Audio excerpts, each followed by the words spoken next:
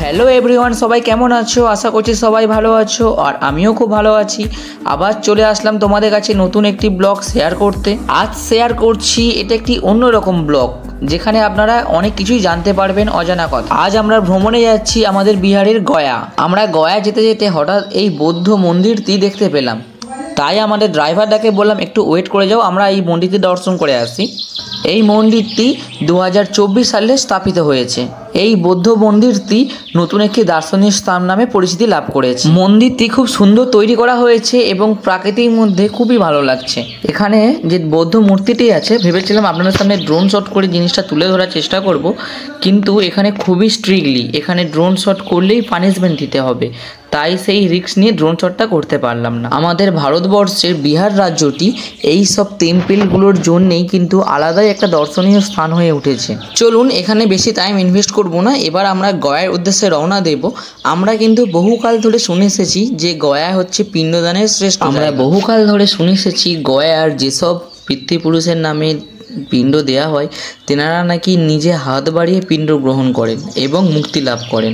সেটা আমরা আজ সত্যি কিনা মিথ্যা সেটাই আমরা যাচাই করার জন্য যাচ্ছি। চলুন তাহলে আমরা এবার গয়ার উদ্দেশ্যে রওনা দিই এবং আমরা পুরো গয়াটা ঘুরবো এবং গয়া সম্পর্কিত সমস্ত কিছু আলোচনা করব এবং যতটুকুই জানবো সেটা আপনাদের সামনে তুলে ধরার চেষ্টা করব।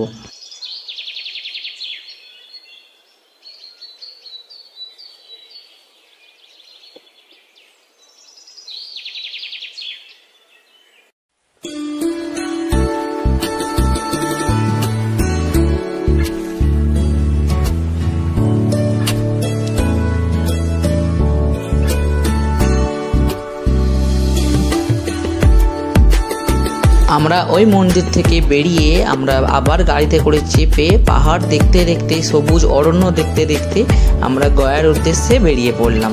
হিন্দু, জৈন ও বৌদ্ধ ধর্মের এক সাম্প্রদায়িক মিলন স্থান হলো এই গয়া, যেখানে হিন্দুদের পিণ্ডদানের স্থান অনুসারে উল্লেখ করা রয়েছে এই গয়া। আমরা অলরেডি গয়াতে এসে পৌঁছে গিয়েছি। এখানকার যে জিনিসগুলো আপনারা কিনবেন অনেকটাই বার্গেনিং করে কিনবেন, কারণ এখানে প্রচণ্ড দাম এরা বেশি বলে। এখনকার সময়ে কিন্তু দেখতে পাচ্ছি আমাদের দার্শনিক স্থানগুলি ব্যবসাতে পরিণত হয়েছে, কারণ এই যে মন্দিরটা দেখতে পাচ্ছি এর বাইরে দেখা যাচ্ছে যে ক্যামেরা নিয়ে নট অ্যালাউড, কারণ অনেক চেকিং করে তারপরে আমাদেরকে ঢোকানো হচ্ছে। কিন্তু ভিতরে যাওয়ার পরে দেখছি সবাই ক্যামেরা নিয়ে ঘোরাঘুরি করছে, কারণ ওরা নিজেদের লোক, ওরা সেখান থেকে ফটো তুলে নিজেদের টাকা ইনকাম করার চেষ্টা করছে। তাই জন্যে আপনাদের কাছে মন্দিরের ভিতরটা দর্শন করাতে পারলাম না। মন্দির দর্শন করার পরে আমরা চলে আসলাম গয়াতে মহা শ্মশানে দর্শন করতে। আমরা শুনেছি এই গয়া শ্মশানে যেসব মানুষদের শেষ কাজ সম্পন্ন হয় তারা নাকি এই জীবন যুদ্ধের চক্র থেকে মুক্তি লাভ করে। এটি হচ্ছে ফাল্গু নদী। হিন্দু ও বৌদ্ধ ধর্মাবলম্বীদের জন্য এটি একটি পবিত্র নদী। রামায়ণ অনুসারে এই নদীর তীরে রাম, লক্ষ্মণ ও সীতা তাদের বাবার দশরথের জন্য পিণ্ডদান করেছিলেন। ফাল্গু নদীর তীরেই অবস্থিত বিষ্ণুপাদ মন্দির, যেটা আপনাদের আজ ভিতরে ঢুকে দর্শন করাতে পারলাম না, আপনারা অবশ্যই এসে নিজের চোখে সামনে রেখে দেখতে পারেন। হিন্দু ধর্মদের বিশ্বাস অনুযায়ী এই বিষ্ণুপাদ মন্দিরেই ভগবান শ্রী বিষ্ণুর পদচিহ্ন রয়েছে।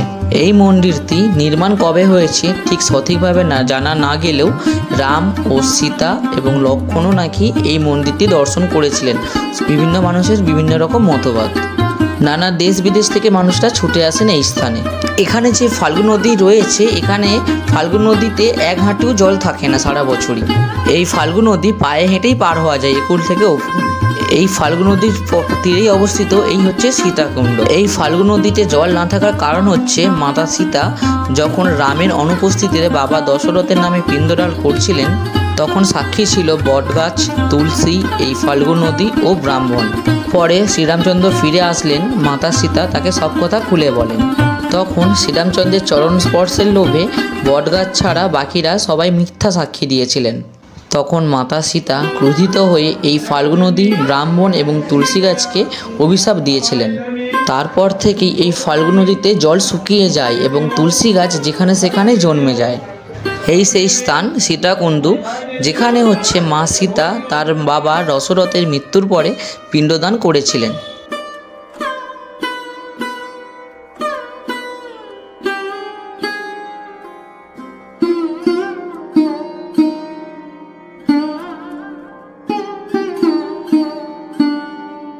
সীতাকুণ্ড দেখে এবার আমরা ভিতর দিকে পৌঁছে গেলাম দেবকুণ্ড দেখতে।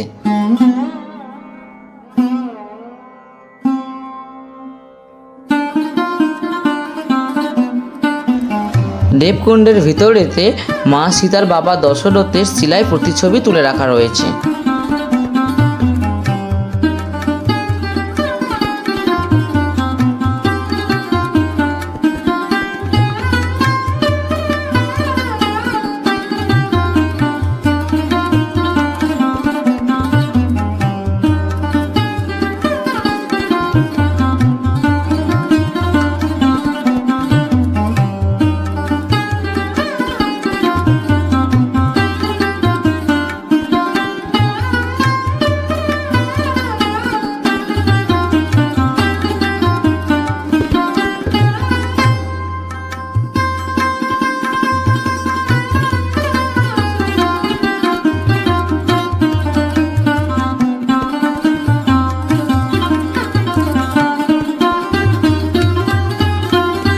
এটাই হচ্ছে সেই বিখ্যাত দেবকুণ্ড।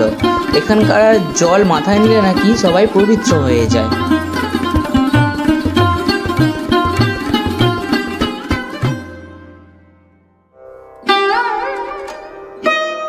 আমরা দেবকুণ্ডের জল মাথায় ছিটিয়ে নিয়ে এবার বাইরের পরিবেশ দেখতে বেরিয়ে পড়লাম।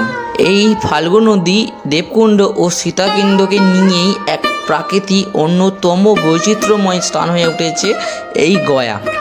আমরা তো সব দর্শন করে ফেললাম, এবার আপনারাও আসুন দর্শন করতে। আজকে আমার এই ছোট্ট ব্লগটি এখানেই শেষ করছি। দেখা হচ্ছে পরের ব্লগে, ততক্ষণ আপনারা সবাই ভালো থাকবেন আর অবশ্যই চ্যানেলটাকে সাবস্ক্রাইব করে দেবেন।